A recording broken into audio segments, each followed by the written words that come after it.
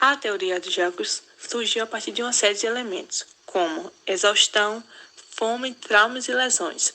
Desta forma, ao decorrer do tempo e com os estudos mais aprofundados sobre jogos, o termo deixou de ser apenas um gênero de lazer e diversão, para se tornar também uma categoria importantíssima em diversas áreas, como a matemática e a economia, constituindo um instrumento fundamental de análise econômica. Então, em 1928, a teoria dos jogos foi criada pelo matemático Von Neumann, através do teorema Minimax. Contudo, a publicação do seu livro Teorema dos Jogos e Comportamento Econômico só aconteceu em 1944, em parceria com o economista Oscar Mogenest, que, ao propor análise do comportamento econômico com perspectiva dos jogos de estratégia, chamou bastante a atenção do público. Eles estudaram principalmente os jogos estritamente competitivos, ou seja, jogos de duas pessoas de soma zero. Já em 1950, os jogos ganhou um novo contorno, com o matemático John Fox, mas somente na metade da década de 60 é que a teoria dos jogos se popularizou. No dicionário de Oxford Language, o termo jogo pode ser definido como uma atividade que, submetida a regras, estabelece quem vence e quem perde. E o termo estratégia se trata das operações e movimentos de uma pessoa ou um grupo até chegar em condições vantajosas. Portanto, os jogos de estratégia englobam um conjunto de jogos em que a capacidade estratégica do jogador e sua habilidade em tomar decisões supera a sorte, que seria um fator decisivo para definir o jogador vencedor.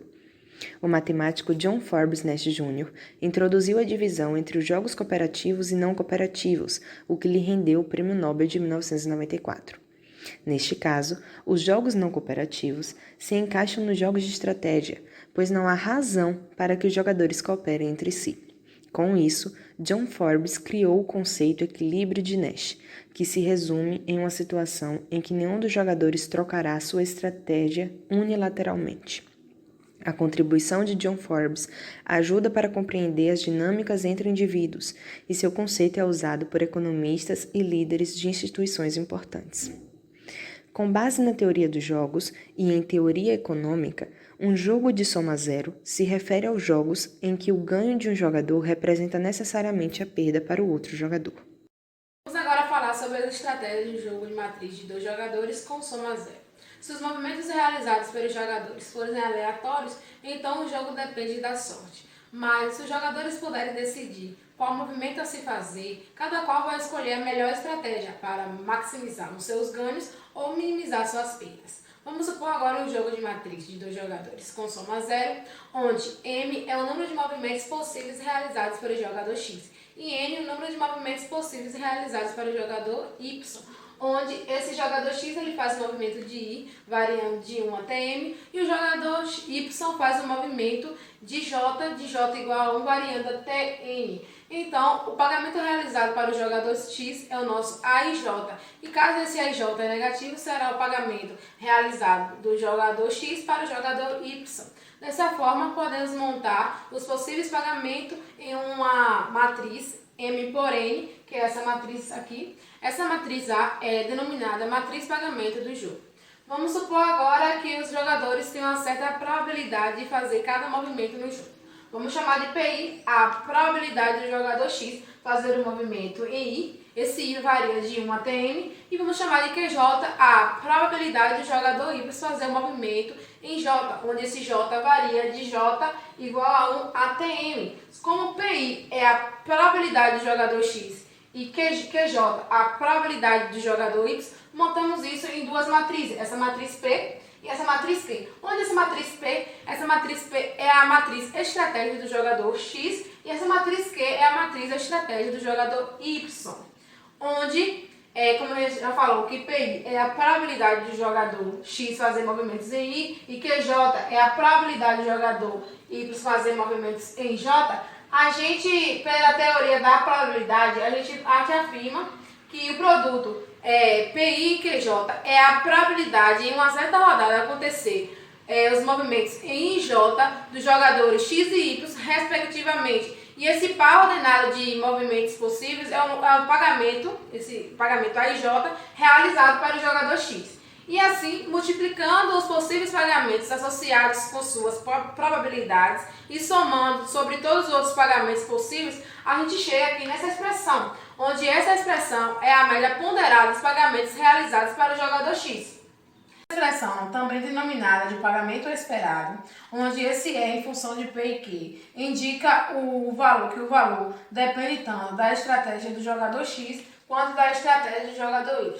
Se o jogo for realizado várias vezes, podemos dizer que a média do pagamento para o jogador X é o nosso pagamento esperado. Dessa forma, nós podemos mostrar para a definição que o nosso pagamento esperado é igual à estratégia do jogador X vezes a matriz a pagamento, vezes a estratégia do jogador Y, onde esse pagamento esperado é o pagamento esperado do jogador X, e menos esse E em função de P e Q é o pagamento esperado do jogador Y.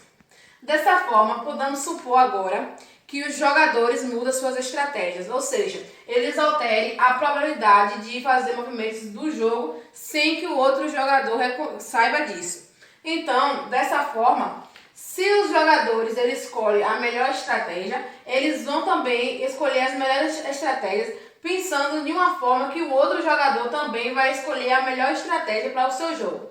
Deste modo, podemos dizer que o jogador X ele escolhe a melhor estratégia P, em que seu pagamento esperado seja máximo em relação à melhor estratégia escolhida pelo jogador Y.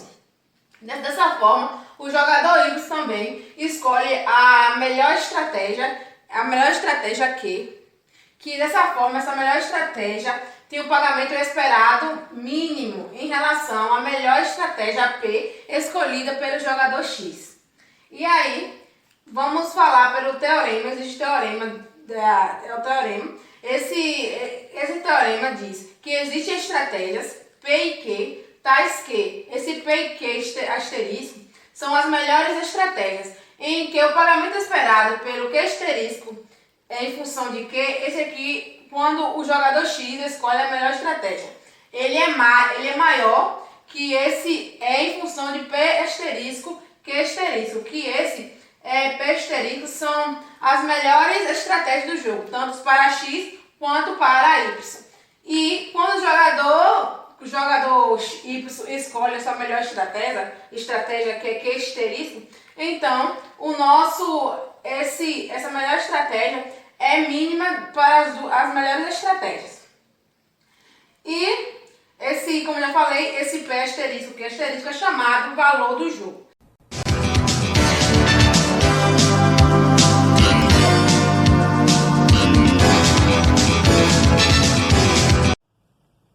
Está começando mais um AL Jornal, o jornal onde a notícia é demonstrada.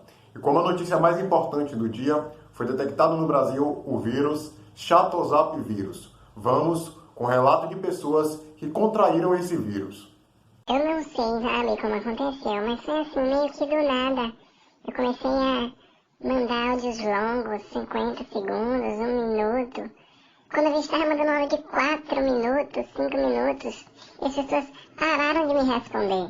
Era o seguinte, velho, eu mandava mensagem pro povo pra me responder. Ninguém respondia, eu queria que respondesse na hora, não respondia.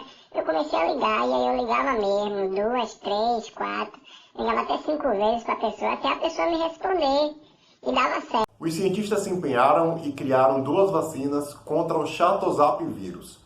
A vacina número 1, que é a vacina Paciência, é 85% eficaz contra o sorotipo áudios longos e 70% eficaz contra o sorotipo liga-liga me responde. A segunda vacina, a Ignora, ela é 60% eficaz contra o sorotipo áudios longos e 90% eficaz contra o sorotipo liga-liga me responde. E qual estratégia devemos tomar? Qual estratégia o governo deve tomar para vacinar a população? Para achar a melhor estratégia, pegamos uma matriz 2x2 sem ponto de célula. Calculamos primeiramente a compensação esperada com as estratégias P e Q quaisquer, obtendo essa equação para essa estratégia. Com P1 mais P2 é igual a 1 e Q1 mais Q2 é igual a 1 também, temos que P2 vai ser igual a 1 menos P1 e Q2 vai ser igual a 1 menos Q1. Obtendo essa equação, rearranjando os termos, obtemos que a melhor estratégia está descrita nesta equação. A11 vezes A22 menos A12 vezes A21 sobre A11 mais A22 menos A12 menos A21. Temos também que a melhor estratégia de P vai ser igual à melhor estratégia de P e melhor estratégia de Q, que vai ser igual à melhor estratégia de Q. Aplicando a equação anterior para o nosso problema, encontramos essa matriz 2x2, cujas entradas são as porcentagens da eficácia de cada vacina para cada sorotipo. Observando muito bem, essa matriz não tem pontos de célula, de modo que eu posso aplicar o teorema anterior. Aplicando o teorema anterior, a gente encontra P1 igual a 2/3. Como sabemos que P2 é 1 menos P1, e aplicando o P1 que acabamos de encontrar, encontramos P2 igual a 1/3. Q1 igual a 4/9, e analogamente, como encontramos P2, encontramos Q2 igual a 5/9. Assim, a gente consegue descobrir que a melhor estratégia para se vacinar é vacinar 2/3 dos cidadãos com a vacina 1 e 1/3 da população com a vacina 2.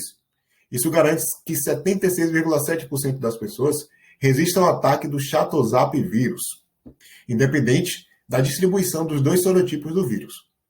Observe também que uma distribuição de 4/9 do sorotipo 1 e de 5/9 do sorotipo 2 do vírus resultará nos mesmos 76,7% de cidadãos resistentes, independente da política de vacinação adotada pelo governo. Se fosse eu, bloqueava era todo mundo. Já tá gravando. Boa noite.